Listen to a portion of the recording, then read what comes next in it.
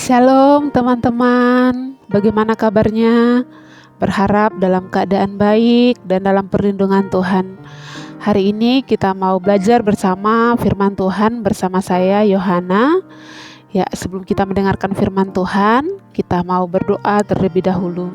Kita berdoa.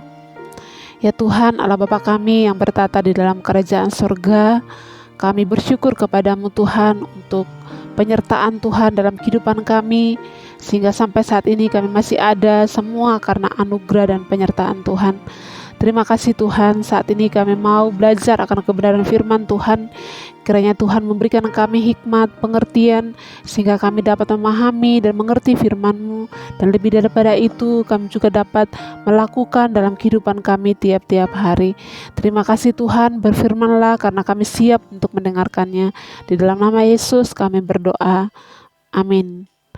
Teman-teman yang dikasihi Tuhan, firman Tuhan yang menjadi renungan bagi kita hari ini terambil di dalam 2 Tawarik pasal 20 ayat 1 sampai ayatnya yang keempat, dan dilanjutkan dengan ayatnya yang ke-20 sampai ayatnya yang ke-22.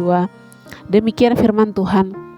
Lembaga Alkitab Indonesia memberikan judul Kemenangan atas Moab dan Amon, akhir pemerintahan Yosafat.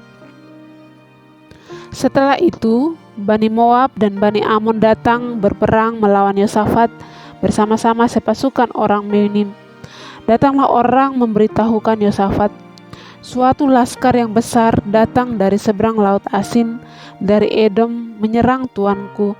Sekarang mereka di Hazeson Tamar, yakni En-Gedi. Yosafat menjadi takut, lalu mengambil keputusan untuk mencari Tuhan. Ia menyerukan kepada seluruh Yehuda supaya berpuasa. Dan Yehuda berkumpul untuk meminta pertolongan daripada Tuhan. Mereka datang dari semua kota di Yerusalem untuk mencari Tuhan. Ayat yang ke-20. Keesokan harinya pagi-pagi mereka maju menuju padang gurun Tekoa. Ketika mereka hendak berangkat, berdirilah Yosafat dan berkata, "Dengar hai Yehuda dan penduduk Yerusalem, percayalah kepada Tuhan Allahmu dan kamu akan tetap teguh. Percayalah kepada nabi-nabinya dan kamu akan berhasil."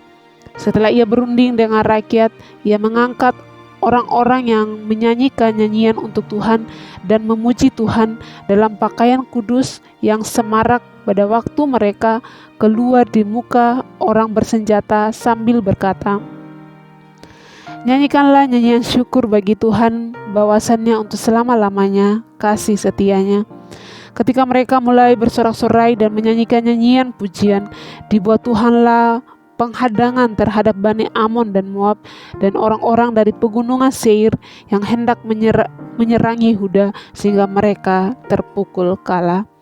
Demikianlah firman Tuhan. Berbahagialah setiap kita yang membaca, merenungkan, serta melakukan firman Tuhan dalam kehidupan kita tiap-tiap hari. Saya akan memberikan tema kecil bagi firman Tuhan kita pada hari ini.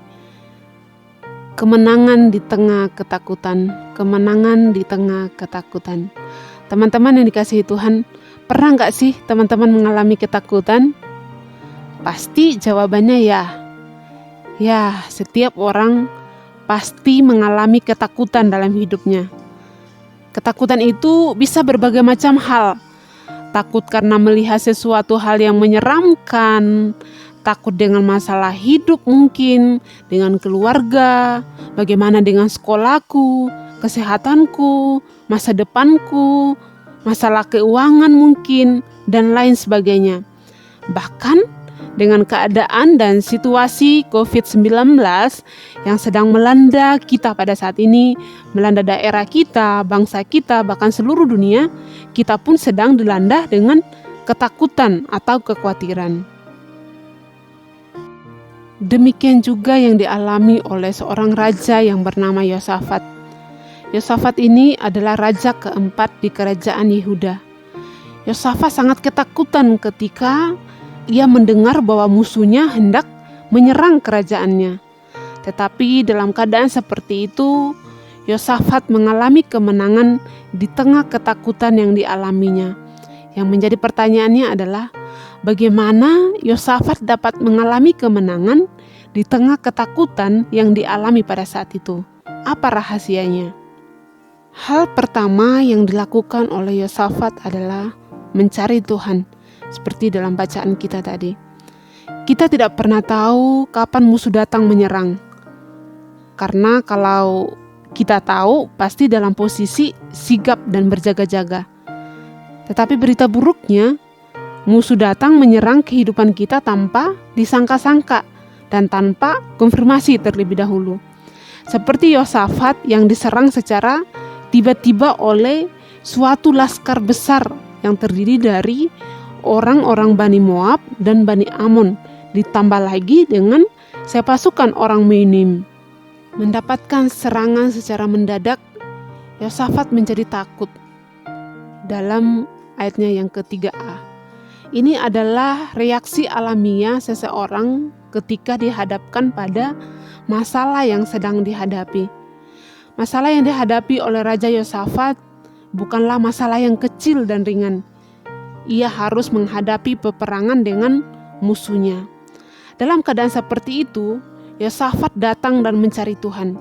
Sikap iman demikian sesungguhnya bukan hanya dilakukan saat menghadapi masalah yang besar saat itu, tetapi ini telah menjadi pola hidup bagi Yosafat semasa hidupnya. Sejak awal pemerintahannya dikatakan bahwa dia itu selalu mencari Tuhan. Bagaimana dengan kehidupan kita? Ketika kita ada masalah, hal pertama apa yang kita lakukan? Mungkin kita khawatir, takut, mungkin kita akan bertanya-tanya, bagaimana ini? Atau bahkan kita mencari solusi kepada orang lain mungkin, sahabat kita, keluarga kita. Memang hal ini tidak salah, tetapi yang lebih utama dari segalanya adalah terlebih dahulu mencari Tuhan.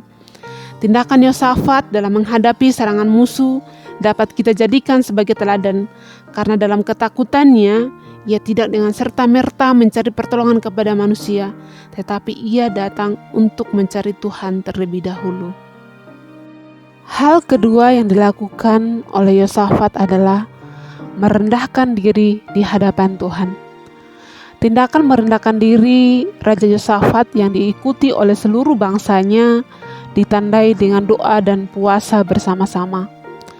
Dalam Perjanjian Lama, tindakan tersebut mencerminkan tindakan seseorang yang mencari hadirat Tuhan, merendahkan diri dan memohon ampun dan pemulihan dari Tuhan.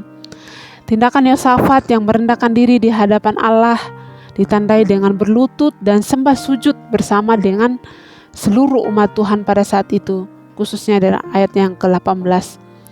Tindakan-tindakan tersebut di atas merupakan respon iman Yosafat sebagai seorang pemimpin saat menghadapi masalah yang besar oleh karena jumlah musuhnya.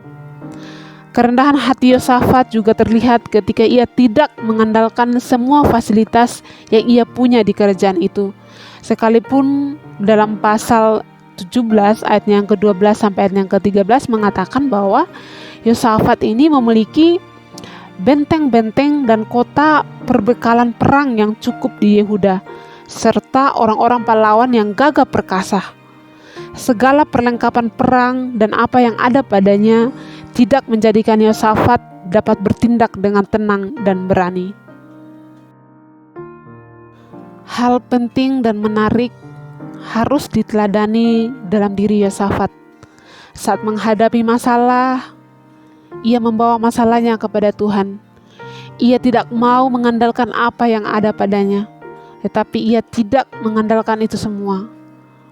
Artinya bahwa Yosafat sadar, walaupun dia seorang raja, ia mempunyai kemampuan yang terbatas. Yosafat mengakui hanya Tuhan yang sanggup melakukan perbuatan dan kuasanya atas setiap persoalannya, dan percaya bahwa hanya kekuatan kuasanya saja yang dapat menyelesaikan. Ketika belajar seperti itu, maka hal ini dapat membuat kita sungguh-sungguh berharap dan bergantung hanya kepada Tuhan saja, tidak lagi mengandalkan kekuatan diri sendiri atau orang lain. Teman-teman yang dikasihi Tuhan, mari kita belajar dari Yosafat untuk merendahkan hati kita kepada Tuhan dengan tidak mengandalkan kemampuan kita, tetapi sungguh-sungguh kita berharap sepenuhnya kepada Tuhan. Hal ketiga yang kita bisa pelajari dari Yosafat adalah memiliki keberanian iman. Iman perlu diwujudkan dalam tindakan. Demikianlah yang terlihat dalam 2 Tawarik pasal 20 ayatnya yang ke-20 sampai ayatnya yang ke-23 ini. Yosafat tidak hanya mencari Tuhan sebagai solusi untuk menyelesaikan masalahnya, juga tidak hanya merendahkan diri dengan berpuasa dan berdoa meminta pertolongan dari Tuhan, tetapi ia juga mewujudkan imannya oleh karena firman Tuhan. Dalam ayat yang ke-20 dengan jelas Alkitab menyatakan bahwa keesokan harinya pagi-pagi mereka maju menuju padang Tekoa sebagai wujud iman bahwa Allah pasti menyerahkan musuh kepadanya sesuai dengan nubuatan Yahaziel. Yosafat memimpin pasukannya ke medan perang. Namun barisan paling depan bukanlah pasukan berkuda atau pemanah ataupun bertombak, melainkan kaum Lewi yang menyanyikan puji-pujian, nyanyian syukur dan puji-pujian yang nyaring disuarakan. Pada ayat tersebut di atas, Yosafat telah menunjukkan imannya, tidak hanya dengan melangkahkan kaki dan bergerak dengan pasukannya ke arah padang Tekoa, tetapi juga dalam ucapannya, serta keputusannya mengangkat para penyanyi yang menyanyikan nyanyian kemenangan walaupun mereka belum mengalaminya. Langkah ini menunjukkan keberanian iman yang merupakan awal sebuah kemenangan atas musuh. Tetapi jika diperhatikan secara seksama, sesungguhnya kemenangan tersebut adalah anugerah dari Tuhan. Sebab ketika mereka mulai bersorak-sorai dan menyanyikan pujian bagi Tuhan, Tuhan menghadang musuh dan terjadilah kekacauan. Mereka malah saling membunuh satu sama lain. Musuh sudah kalah. Yosafat tampil sebagai pemenang dengan diiringi sukacita dan nyanyian pujian. Teman-teman yang dikasihi Tuhan, iman harus diwujudkan dalam tindakan, sebab tanpa tindakan pada hakikatnya iman menjadi mati dan sia-sia. Sebab justru oleh perbuatan atau tindakan iman menjadi sempurna. Yakobus 2 ayat 17 dan ayatnya yang ke-22. Dibuat Tuhanlah penghadangan terhadap musuhnya, sehingga musuh terpukul kalah dan mereka beroleh kemenangan besar. Di ayat yang ke-22 sampai 30. Allah bertindak ketika ada iman dalam diri orang yang sungguh-sungguh mencari Dia. Teman-teman yang dikasihi Tuhan, secara umum sikap seseorang menghadapi masalah dapat berbeda-beda satu dengan yang lainnya, tergantung pada pribadi yang bersangkutan. Demikian juga ketika orang percaya menghadapi masalah pasti berbeda, bergantung pada pengenalan seseorang terhadap Tuhan. Orang yang mengenal Tuhan dengan benar akan menyikapi setiap masalah bersama dengan Tuhan, sebagaimana yang telah dilakukan oleh Raja Yosafat. Saat musuh bersekutu dan kekuatan besar siap menyerbu, biasanya rasa takut akan muncul, dan hal itu wajar. Ketakutan Yosafat membawanya datang kepada Tuhan. Karya ajaib Tuhan mengubah ketakutan menjadi sukacita, mengubah ketakutan menjadi kemenangan.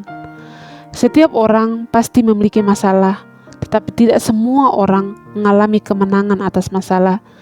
Belajar dari Yosafat bahwa kemenangan pasti menjadi bagian orang yang sungguh-sungguh mencari Allah saat menyelesaikan masalahnya.